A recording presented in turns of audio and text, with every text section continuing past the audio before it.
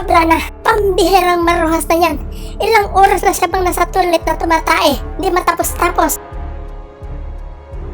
Tanggalin sapatos, tanggalin senteron at matutulis na bagay ilagay sa plastic bag. Kakain na ako. Shut up! Binay. Breast implant, Mrs. Rahas. Oo, kalalagay lang. To what, please? Sabi ni Anderson Cooper, may almoranas ka daw sa puwet. May bakit na to si Mrs. Rojas?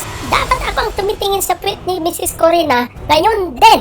Sige, kaya mo ba ang amoy ng puwet niya? Puwet ni Maruhas, kaya mo ba ang amoy niya? Tapos na ako. Okay, Mr. Rojas, tignan ko lang puwet mo kung may tae pa. Si Mrs. Corina lang ang pwede maglinis ng puwet ko.